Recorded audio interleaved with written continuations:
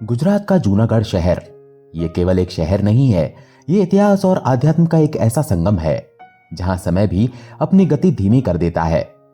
यहां गिरनार पर्वत एक प्रहरी की भांति खड़ा है, जिसकी चोटियों पर देवताओं का वास माना जाता है। हवाओं में दत्तात्रेय भगवान की गूंज और साधुओं की धुनी की महक रची बसी है। इसी पावन धरा पर एक साधारण से घर में एक असाधारण कथा जन्म ले रही थी। ये कहानी है अद्रिजा की। अद्रिजा, जिसका अर्थ है पर्वत से जन्मी या पार्वती, और जिसका स्वभाव भी अपनी आराध्य शक्ति जैसा ही दृढ़ था।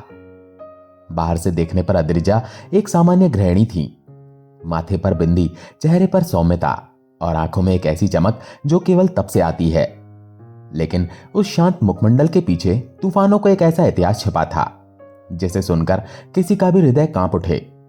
ये कहानी केवल पूजा पाठ की नहीं है, ये कहानी उस संवाद की है जो एक भक्त और भगवान के बीच मौन रहकर भी सबसे मुखर होता है। ये कहानी है उन हनुमान जी की जिन्हें दुनिया पूजती है, लेकिन अद्रिजा ने जिसे अपना बड़ा भाई बनाया।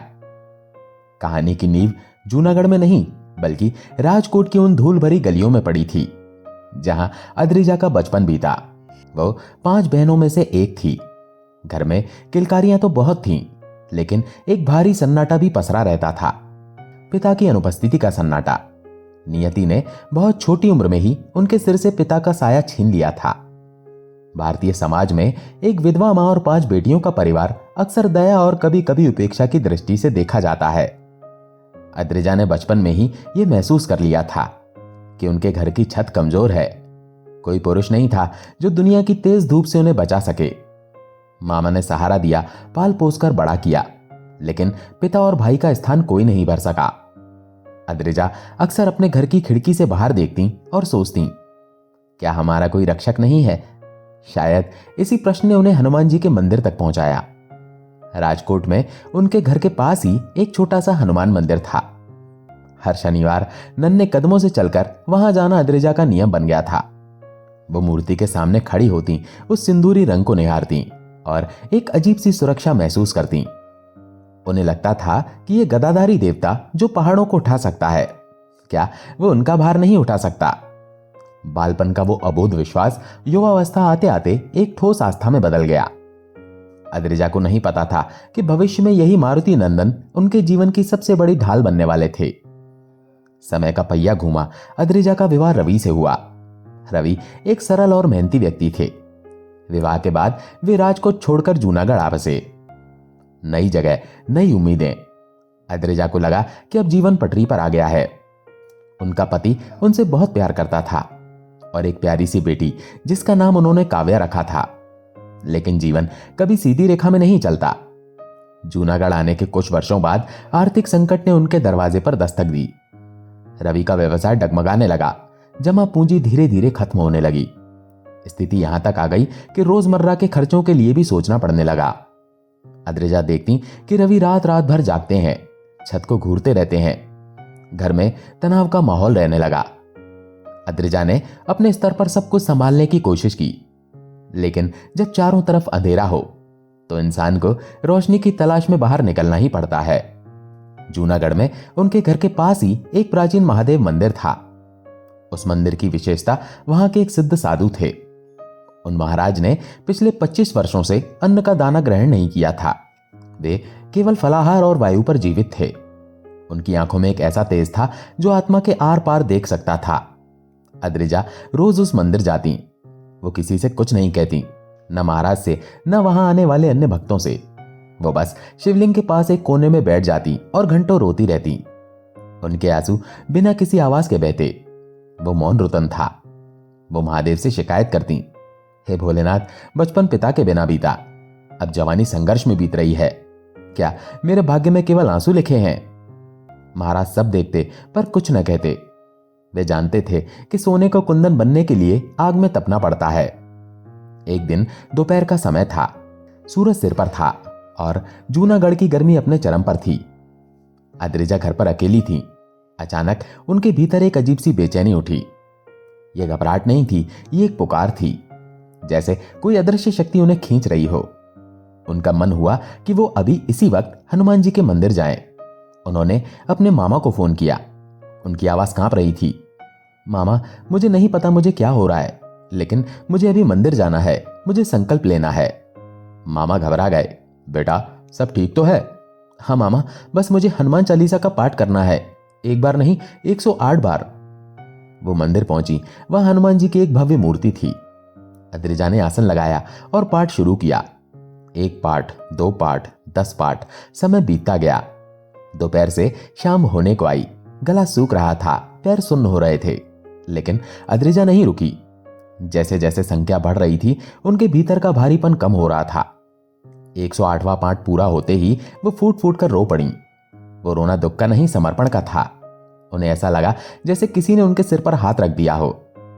उस दिन घर लौटकर उन्हें जो शांति मिली वो किसी खजाने से कम नहीं थी।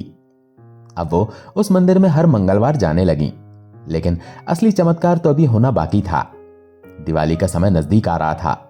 तांत्रिक और साधक नरक चतुर्दशी की रात को सिद्धियों की रात मानते हैं, लेकिन भक्तों के लिए यह हनुमान जी की विशेष कृपा पाने का अवसर होता है। उस दिन प्राचीन शिव मंदिर के महाराज, जो अभी तक अद्रिजा से कुछ नहीं कहते थे, उन्होंने अद्रिजा को बुलाया। उनकी गंभीर वाणी गूंजी। बेटी, तेरे जीवन के संकट साधारण नहीं है। तुझे एक विशेष सुरक्षा कवच की आवश्यकता है। तुझे अपने घर में हनुमान जी को विधि विधान से स्थापित करना होगा। अद्रिजा ने हाथ जोड़कर कहा, जैसी आज्ञा महाराज। महाराज ने आगे कहा, लेकिन साधारण तस्वीर नहीं, तुझे यंत्रस्थ हनुमान की तस्वीर चाहिए, जिसमें हनुमान जी के हृदय और गदा पर विशेष बीजाक्षर अंकित हो। वही यंत्र तेरे और तेरे परिवार की रक्षा करेगा। अद्रिजा ने पूरा बाजार छान मारा, हर दुकान, हर गली, लेकिन वैसी विशिष्ट तस्वीर कहीं नहीं मिली। हताश होकर वो वापस महाराज के पास गई। महाराज ने हंसते हुए कहा, अरे पगली, कस्तूरी मृग की तरह बाहर क्यों ढूंढ रही है? जिस हनुमान मंदिर में मंगलवार को जाकर जिस मूर्ति के सामने तू रोती है, उसी में वो यंत्र सिद्ध है। जा, उसी मूर्ति की फोटो खिंचवा ले और उसकी प्राण प्रतिष्ठा कर। सुनने में यह आसान लगा, लेकिन यह असंभव जैसा था। जूनागढ़ के मंदिरों के नियम बहुत सख्त थे। गर्भगृह में फोटोग्राफी पूरी तरह वर्जित थी। कोई भी फोटोग्राफर मंदिर के अंदर कैमरा ले जाने की हिम्मत नहीं करता था। ऊपर से दिवाली का समय, फोटोग्राफर्स के पास सांस लेने की फुर्सत नहीं थी। अद्रिजा ने कई स्टूडियो में बात की, सबने मना कर दिया। बहन जी, मंदिर के ट्रस्टी हमें बैन कर देंगे, और वैसे भी हमारे पास टाइम नहीं है। अद्रिजा अंदर आई और हनुमान जी का ध्यान किया। उन्होंने मनी मन कहा, प्रभु, महाराज ने रास्ता दिखाया है, लेकिन द्वार बंद है। अगर आपको मेरे घर आना है तो आपको ही आना होगा। मैं हार मान चुकी हूं। अगले दिन रविवार था। सुबह 9 बजे अद्रिजा का फोन बजा। उधर से एक आवाज आई, जय श्री राम बहन जी, मैं सुरेश स्टूडियो से बोल रहा हूं। कल आपने फोटो की बात की थी ना, मैं अपने एक लड़के को भेज रहा हूं, वो मंदिर जाकर फोटो खींच लेगा। अद्रिजा सन्न रह गई। जिस व्यक्ति ने कल सख्ती से मना कर दिया था, वो आज खुद सामने से फोन कर रहा है। लड़का आया, वो मंदिर गए।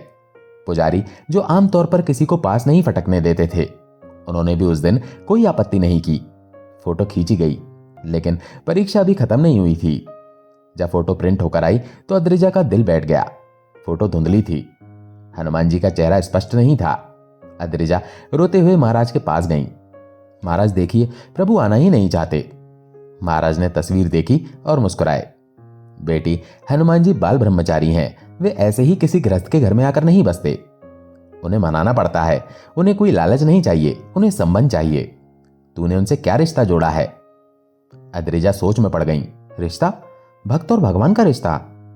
महाराज ने कहा, एक रिश्ता बना, ऐसा रिश्ता जो अटूट हो, फिर देख। अद्रिजा मंदिर के कोने में बैठी। उनकी आंखों के सामने उनका पूरा जीवन घूम गया। पिता का न होना, भाई का न होना, दुनिया का ताने मारना।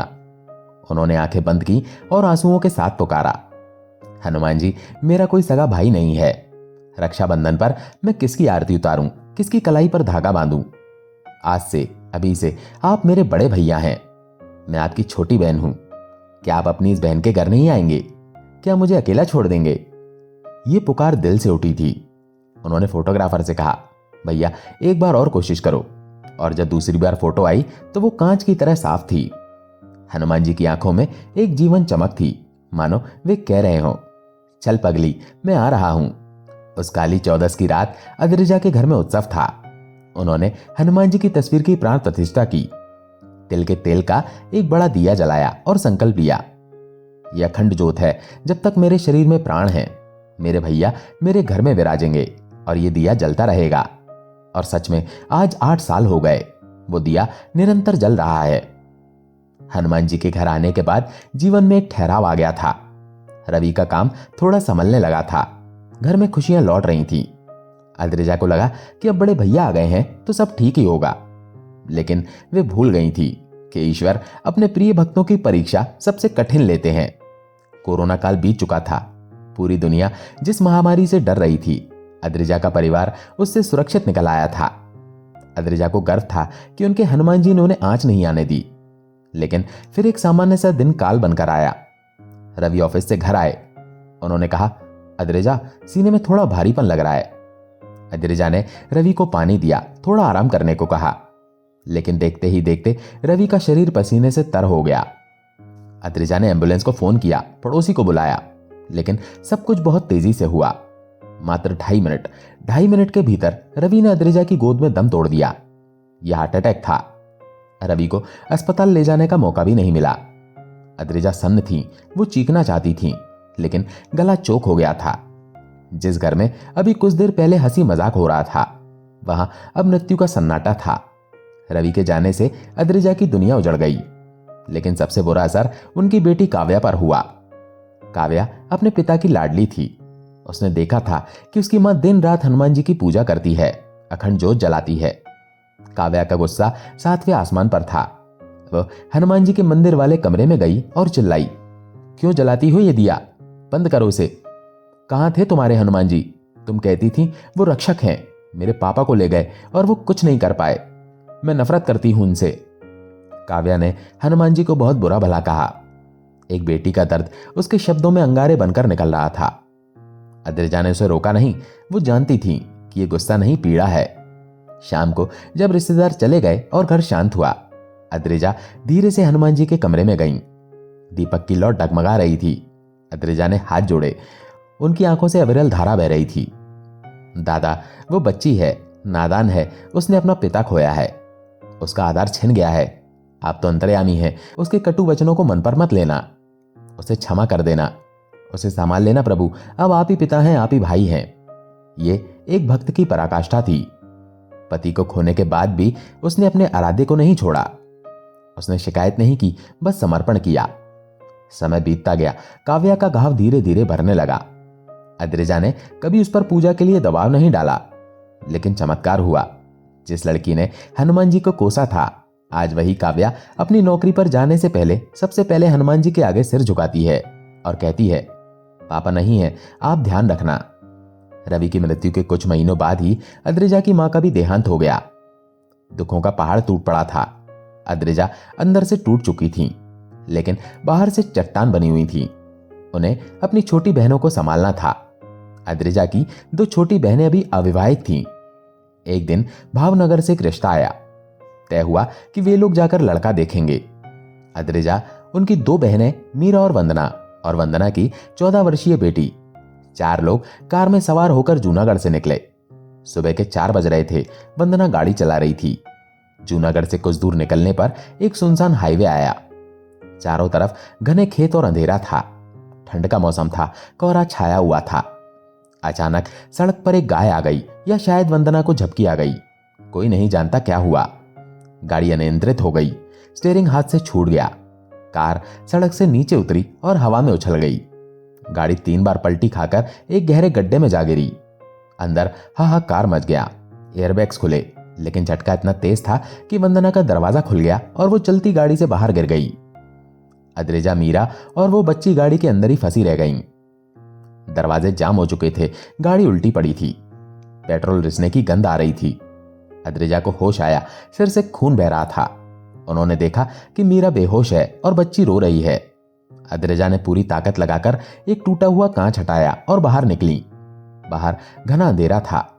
ठंड से शरीर कांप रहा था। उन्होंने वंदना को ढूंढा। वो झाड़ियों में लहूलुहान पड़ी थी। अद्रिजा ने आसमान की ओर देखा और चीखी, हनुमान दादा, कहां हो? अब तो आ जाओ, मेरी बहनों को बचा लो। वो जगह बिल्कुल सुनसान थी। सुबह के 5 बजे वहां से किसी का गुजरना नामुमकिन था, और अगर कोई गुजरता भी तो एक्सीडेंट देखकर पुलिस के डर से रुकता नहीं। अद्रिजा की हिम्मत जवाब दे रही थी। तभी अंधेरे को चीरती हुई एक रोशनी दिखाई दी। एक रिक्शा उनके पास आकर रुका। उसमें से एक आदमी उतरा। वो कोई साधारण रिक्शा वाला नहीं लग रहा था। 6 फुट से ऊंचा कद, चौड़ा सीना और चेहरे पर एक अजीब सी शांति थी। उसके साथ 14-15 साल का एक लड़का भी था। उस आदमी ने अद्रिजा को देखा। अद्रिजा खून से लथपथ थी, बाल बिखरे हुए थे। उसने बिना कोई सवाल पूछे, बिना घबराए उस लड़के से कहा, बेटा जा उस बहन को उठा और गाड़ी से बाकी लोगों को निकाल। अद्रिजा ने कांपती आवाज में पूछा, भैया आप कौन हैं, यहां कैसे? उस आदमी ने अद्रिजा की आंखों में देखा। उस नजर में इतनी करुणा थी कि अद्रिजा का आधा दर्द वहीं कम हो गया। उसने एक ही वाक्य कहा, बहन तू चिंता मत कर, मैं अभी सारंगपुर के पास से आया हूं। अद्रिजा का दिमाग सुन्न था, वो उस समय कुछ समझ नहीं पाई।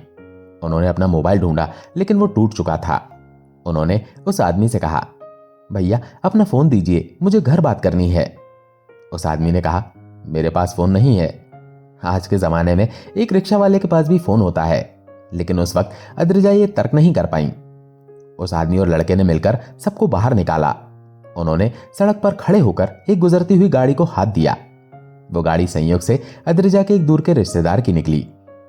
जैसे ही रिश्तेदार रुके और अद्रिजा को संभाला, अद्रिजा ने पीछे मुड़कर उस रिक्शा वाले को धन्यवाद देना चाहा, लेकिन वहां कोई नहीं था। न रिक्शा, न वो आदमी, न वो लड़का। दूर दूर तक सपाट सड़क थी। वे कहां गए? क्या वे हवा में विलीन हो गए? बाद में अद्रिजा को एहसास हुआ, सारंगपुर के पास से आया हूं। वो कोई और नहीं, स्वयं उनके बड़े भैया थे जो राखी का फर्ज निभाने आए थे। अस्पताल पहुंचते ही डॉक्टर्स ने वंदना और बच्ची को खतरे से बाहर बताया, लेकिन मीरा की हालत नाजुक थी। उसके सिर में गंभीर चोट थी। वो कोमा में जा चुकी थी। सिविल अस्पताल ने हाथ खड़े कर दिए। इसे राजकोट ले जाओ या अहमदाबाद, यहां कुछ नहीं हो सकता। जूनागढ़ के एक प्राइवेट अस्पताल में मीरा को भर्ती कराया गया। उसे वेंटिलेटर पर रखा गया। दिन बीतने लगे। 1 दिन, 2 दिन, 10 दिन। मीरा के शरीर में कोई हलचल नहीं थी। वो एक जिंदा लाश की तरह पड़ी थी। डॉक्टर्स ने अद्रिजा को बुलाकर कहा, देखिए ब्रेन डेड जैसी स्थिति है, बचने की उम्मीद 1% भी नहीं है। आप पैसा बर्बाद कर रही हैं। इसे घर ले जाइए, सेवा कीजिए, जब तक सांस है। यह सुनना अद्रिजा के लिए मृत्यु दंड जैसा था। उन्होंने अभी पति को खोया था, मां को खोया था, अब बहन को नहीं खो सकती थी। अद्रिजा अस्पताल के मंदिर में गई। वहां हनुमान जी की एक छोटी सी मूर्ति थी। उस दिन अद्रिजा ने याचना नहीं की, उन्होंने हठ किया। उन्होंने हनुमान जी से कहा, देखो दुनिया कह रही है मीरा नहीं बचेगी, विज्ञान कह रहा है असंभव है, लेकिन मेरा विज्ञान तुम हो। तुम मेरे भाई हो ना, तो क्या तुम अपनी बहन को ऐसे मरने दोगे? अगर मीरा को कुछ हुआ तो मैं ये अखंड ज्योत बुझा दूंगी। फिर मत कहना कि भक्त ने विश्वास नहीं किया। अद्रिजा ने संकल्प लिया, 1.25 लाख महामृत्युंजय मंत्र और 1.25 लाख ओम हन हनुमंते नमः मंत्र का जाप। एक हारी हुई, थकी हुई और शोकाकुल महिला के लिए यह संकल्प माउंट एवरेस्ट चढ़ने जैसा था। लेकिन शक्ति शरीर में नहीं, आत्मा में होती है।